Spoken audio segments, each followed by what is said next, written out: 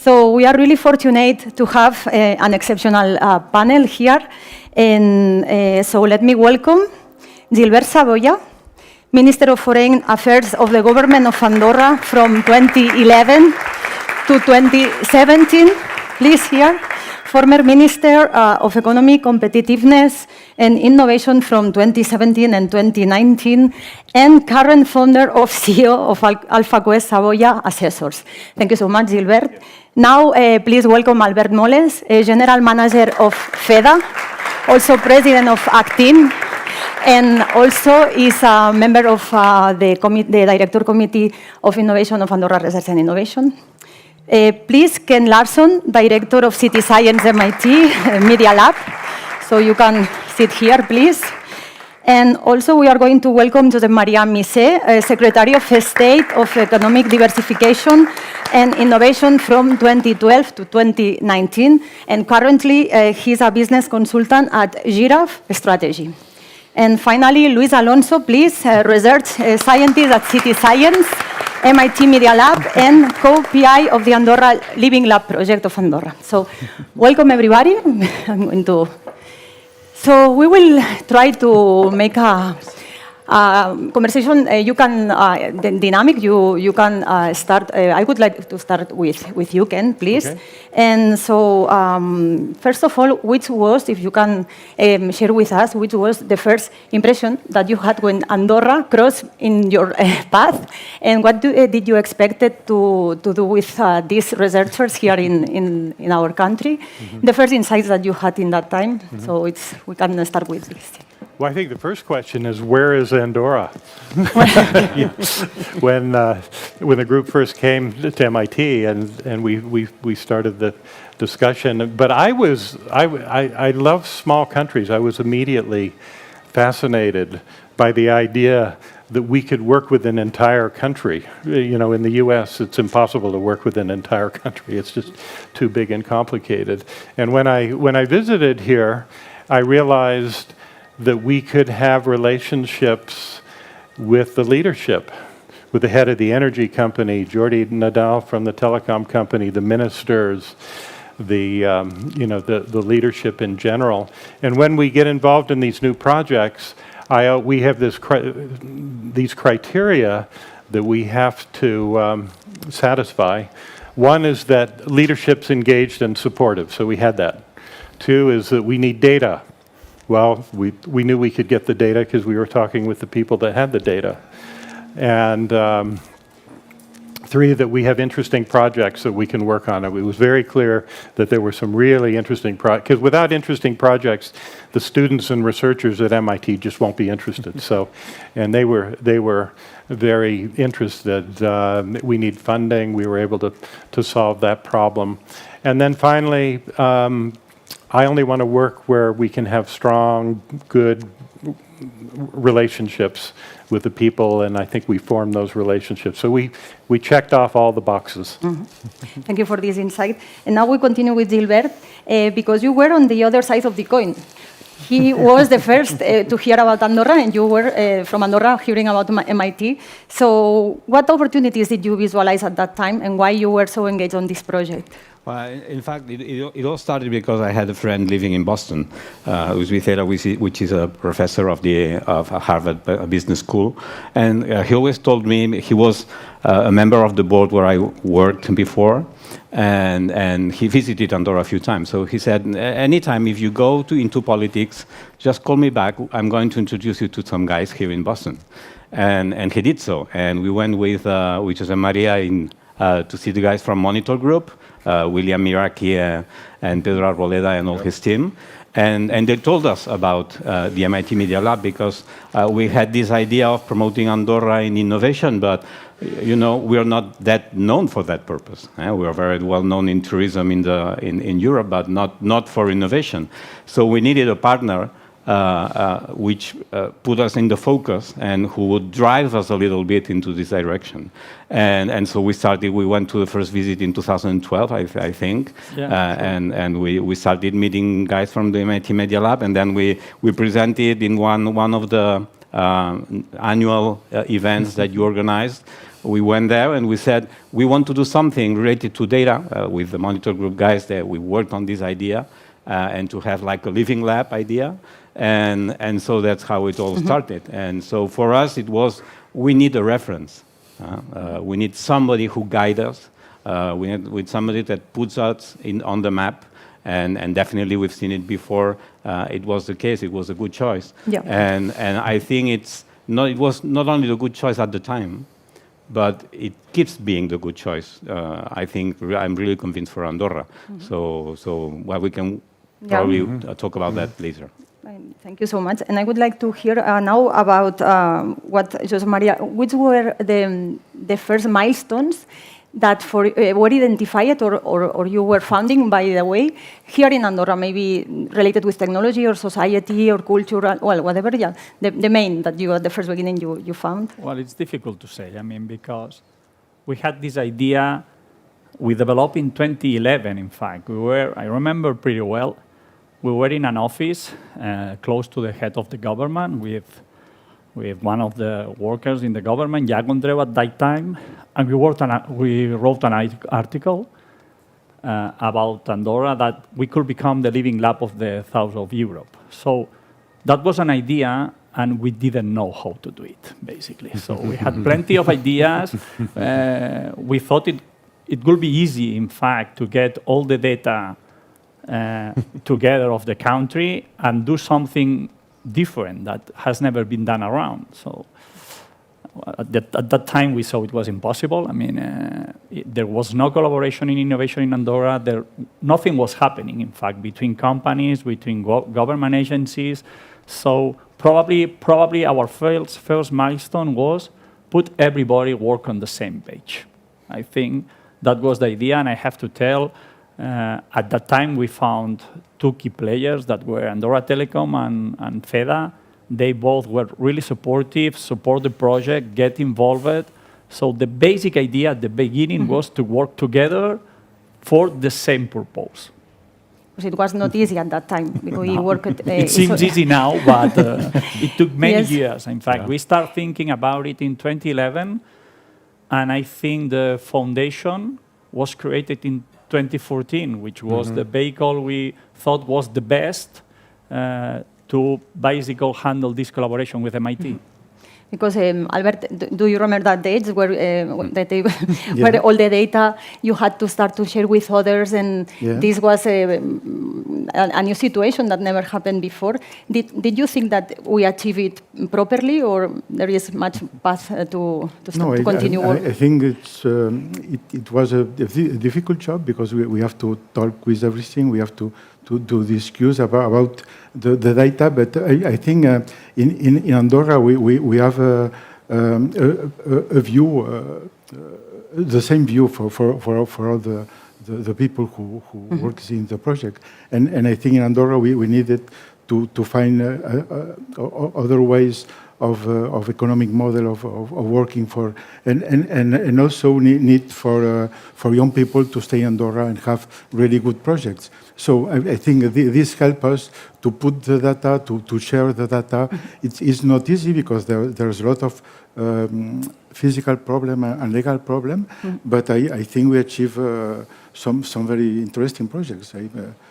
Ken has shared a lot of slides before. One of the points were data, and the other was talent also, because at that time, as maybe you remember, we started to create the first teams here to be able to connect with the teams in MIT and to start to work together. Can you explain a little bit how did you feel about this and felt about that, and how everything started to work? Because if not, it was not able to have all this list of projects. So. Totally, no. And this is something that we learn in Andorra and we are still doing. There are a lot of learnings from Andorra that we are still doing, by the way. So that's great. But like building a team here it was always a challenge because everybody here talks about tourism, nature, but really the value of Andorra is the people. I think you have very talented people, very highly educated people. So it it was not that difficult to find good people, but a lot of them, they were also not in Andorra. So like finding that talent was not difficult, but it was difficult to, really put together a team like everywhere. I mean, actually, that's a big challenge, but the talent of the people was here, and that was fantastic. The most interesting thing is that always you have, in MIT, we say you cannot force the students at MIT to research. But so something that was important, it was engage with the students at MIT. And the team always has made like this kind of family between us. And always you have, like sometimes you have friction, sometimes you have, but the good research that was happening together. So a lot of the team is always traveling to MIT, spending time with us. The first Cityscope table was built with the MIT, but also the Andorra team together. And that's beautiful. When research happens in that way, when that transfer of knowledge happens in both directions, that's fantastic for the teams, and that's something that we are still doing with in the network. Mm-hmm. Well, and about the cultural barriers, no, that something related with this, I would like to share because, for example, in our community, no, now we are talking about transformative communities, and all of us agree that we can to collaborate and to share knowledge and so on. But at that time, innovation was seen as something that is the unique solution, and you cannot fail. So that's a point that maybe influenced the project at that moment, because now we know that it's a question of testing, iterate, maybe at the beginning, the relation was complicated, I mean, because we were really focused on getting results soon. I mean, there was a lot of pressure in the media, even in the government, so we tried to work with MIT as if they were a service provider, which they weren't, obviously. So it took us maybe a couple of years to understand how to develop a truly profitable relation with them. So when we understand that it was what you said, basically, that's transfer knowledge, when we understand this approach, everything becomes much more easier. So probably, if I could come back 10 years ago, redefine the objectives and try not to be so focused in getting results so early, could be something I would definitely change. And about the economy, maybe you can, Gilbert, explain us a little bit if you have seen that all this ecosystem of innovation that we started to build 10 years ago has had any impacts or has helped us to create economy related with this. And have you seen? I think that when you see the video that can explain to us, and you put it in 2024, we're talking about 10 years after, it's still there, it's still valid, and maybe more than ever. In Andorra, there is a debate on the impact of tourism, the impact of tourism on urbanism, the impact of tourism on economic exchanges, and you need data in order to respond to answer these questions that arise from the society. And sometimes you have the feeling that there is not enough data behind the decisions that are made. And when you imagine the added value that artificial intelligence can bring to these initiatives 10 years after, that's when I saw the new graph that you reproduce without using actual data, but only by processing. Well, that's I think the future, and so I really think that by taking a little bit the lessons of the past and recovering the projects related to tourism specifically for Andorra would be a great opportunity. I think that we have more muscle in Andorra also. There are more guys from Andorra in Toulouse, in the US. Now I know a few, 4 or 5 guys that are studying in San Diego, in Toulouse on data. You have now the University of Andorra with a new director, with Julie Minoves, who is fond of this US culture because he comes from there. You have also, you keep having strong partners with FEDA and Jordi for Andorra Telecom.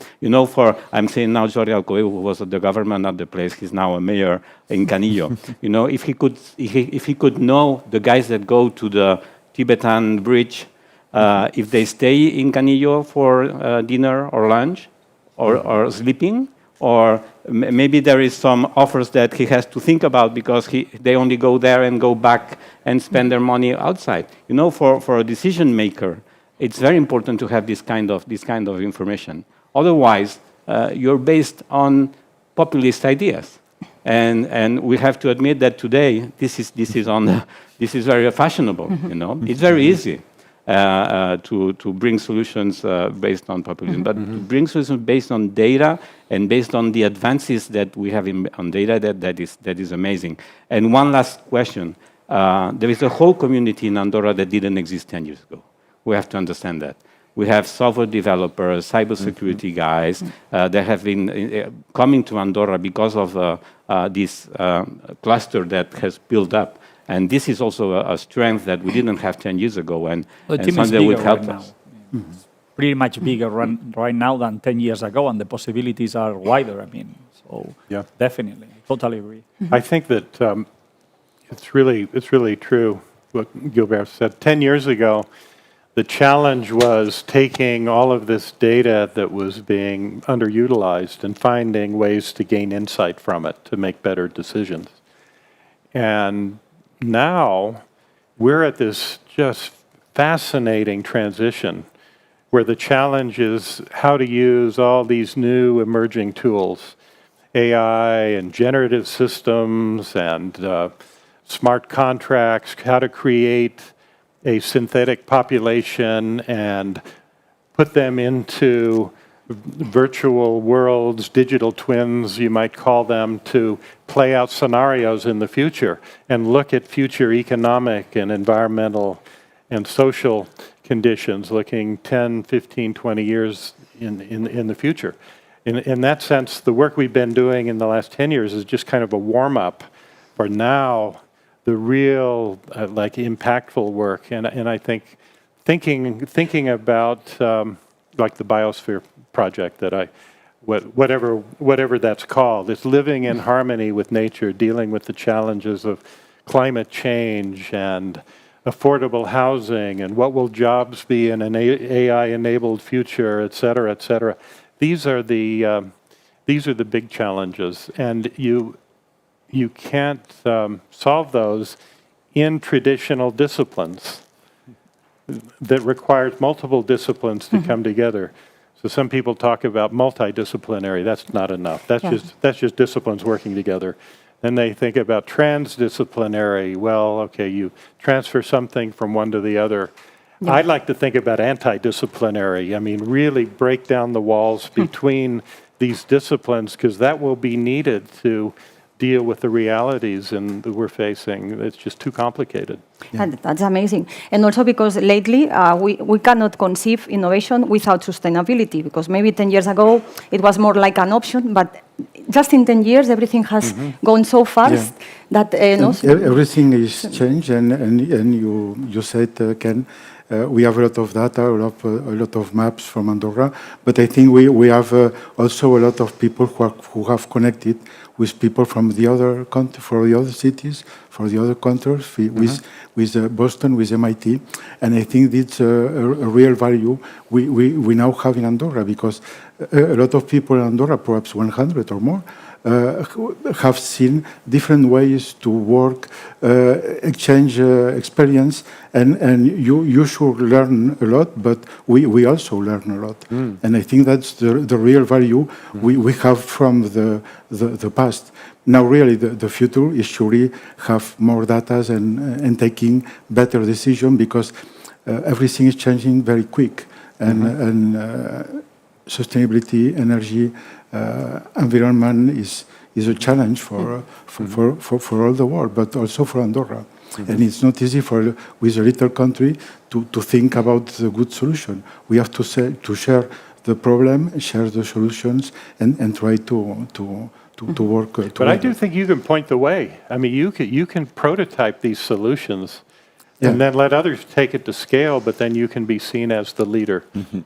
Yeah. And I think that's important. When we arrived 10 years ago, I remember one of the first meetings with Marco Muñoz, that is an important person at MIT, and he was like telling you, you cannot be a follower anymore. I mean, like you used to follow Spain and France, but now you are becoming a leader because you are starting to work with MIT. Yeah. And I think that has changed. I mean, like, mentality, Albert, you were telling me a little bit about how the most important value that you are extracting from this collaboration is the change of like mentality. So I think that's something that I can see 10 years after. Like you have changed the mentality and you are becoming not only leaders in different things, but also guiding our network. Sometimes we put you a lot of times as an example of good practice in the network, but also, so I don't know if, Albert, you want to explain that a little bit, like that change of mentality. Yeah, that's the change of mentality, but also what you say, Luis, to be the leader. When we show Cityscope and things we are doing in Andorra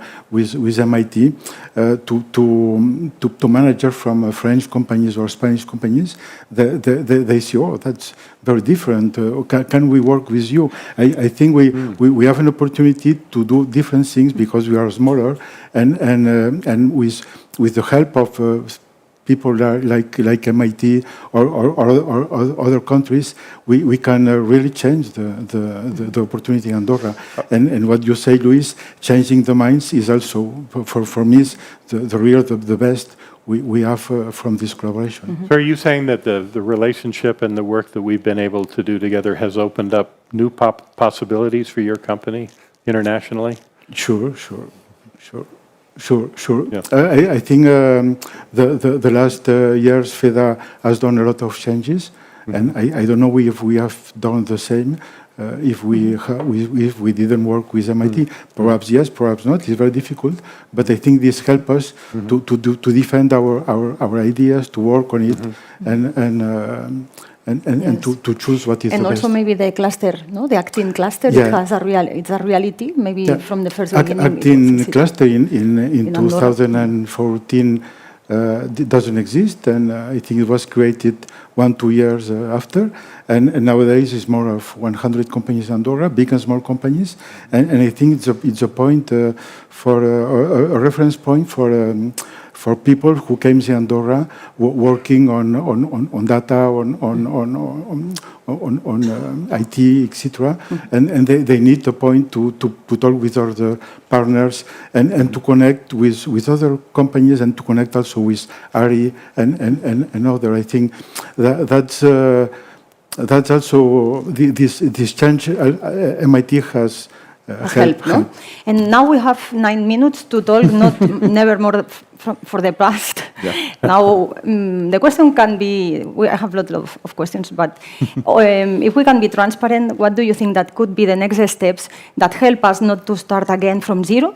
Not like this, so we can use all these paths that we have been working together, and all those learnings and all those projects, and how can we now go further and make it useful, no, for the society? Who is going to answer? Because it's not an easy question answer, but I can start answering a little bit. So one thing that is important is like during these 10 years we have merged a little bit with the research of Andorra, and we are kind of like a part of the research with ARI. I mean, like I think that's very good, but I think we can take this opportunity today to let's put some more muscle on this project and go back again to reconnect with the ministers and reconnect with society and reconnect with the decision makers, because I think that's a huge opportunity.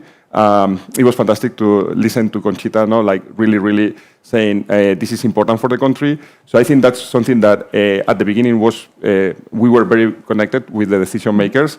And now, once again, it's fantastic to work in the research part, but I think it could be fantastic to reconnect with the decision makers. That could be fantastic.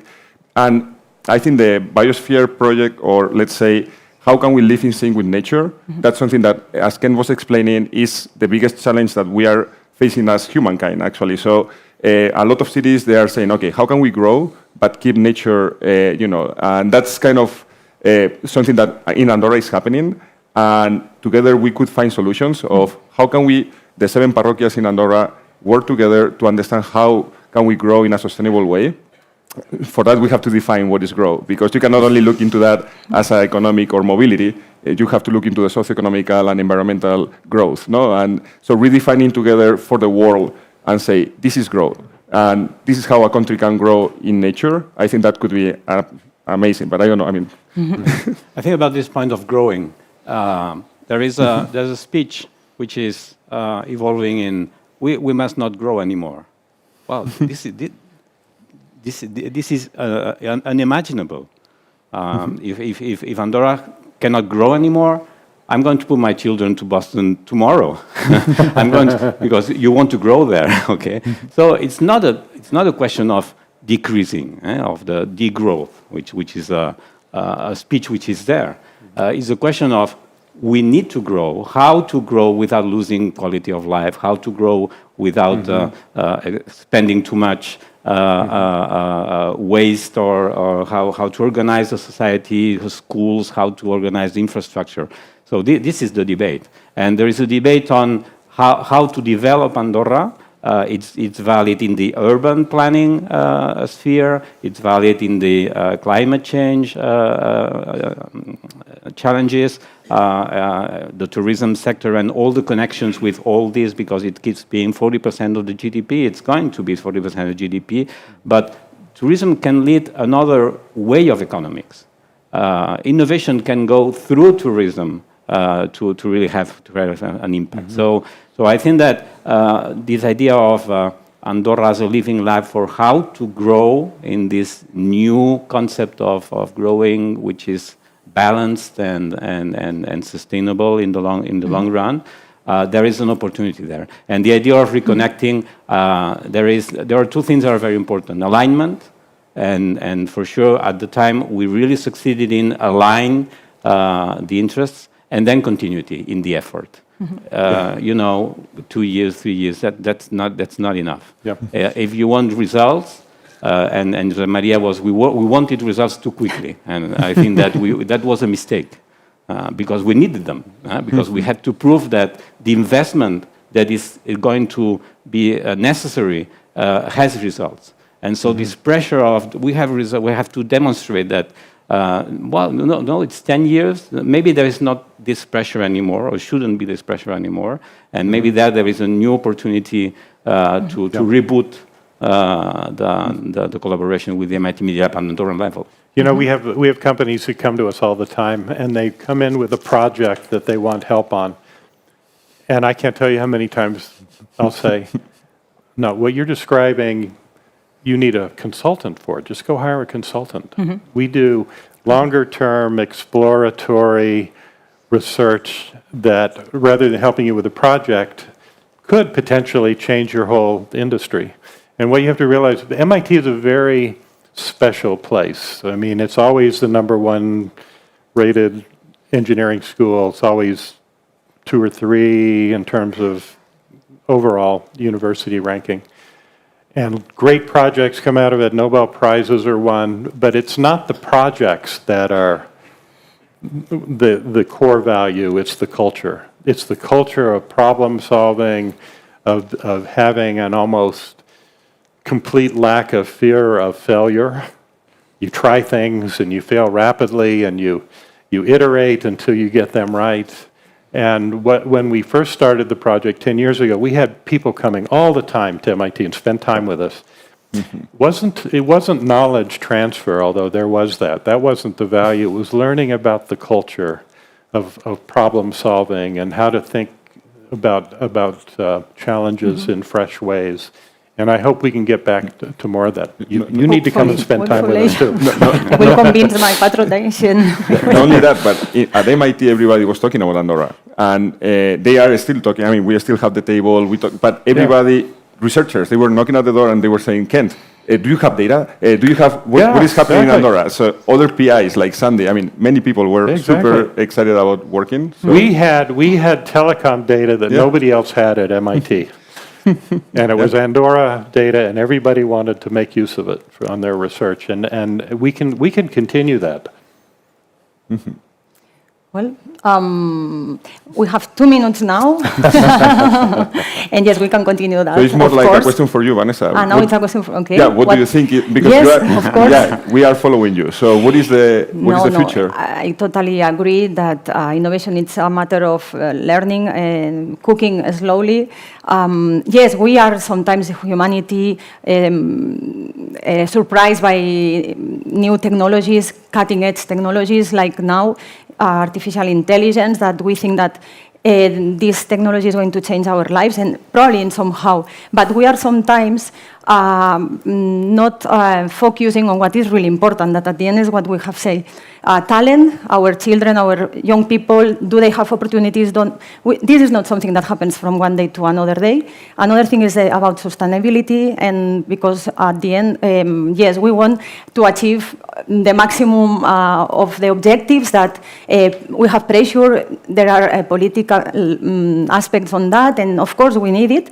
But I think that a country as Andorra, we have the opportunity to work together and to slow a little bit sometimes the debate, using these inputs and trying to more or less to follow a different path, because we have the same problems as huge countries, but with less resources, and that means that people, as you, when you were Secretary of State or your minister or whatever, or that you have to respond as if you are the Secretary of State of France, no? Because are the same problems. But we have to manage to continue creating this ecosystem of cross-linking. We are always talking about the 4 helix, because it's like this. In a small country, we need to continue working on that way. Yes, I believe that innovation, and if I cannot believe, I want to be able to be the director of Andorra Research and Innovation, that I think that it's a really nice project, because also we are working in multidisciplinary way. That's one of our assets. We have different people working there, close to 50 people with different backgrounds, engineers, biologists, historical disciplines, and many. So when we have the opportunity to cross this knowledge is when the best solutions come from that. So. And the fact of having a network, I think that there are two things that are the focus. I think that's very necessary. You know, in Andorra, we cannot do many things at the same time because the resources are scarce. Yeah. So we have to know what to expect on the collaboration and to put a focus. And that was some of the mistakes that we did. We wanted to embrace it all, and it's not possible. So I think that if there is a reconnection to be done, it has to focus on something achievable, because now we know what is achievable or not. And then also to leverage on the networking. Because the ability of being in a network is that these same problems exist in Hamburg or in Guipúzcoa or anywhere. Probably there are the same challenges.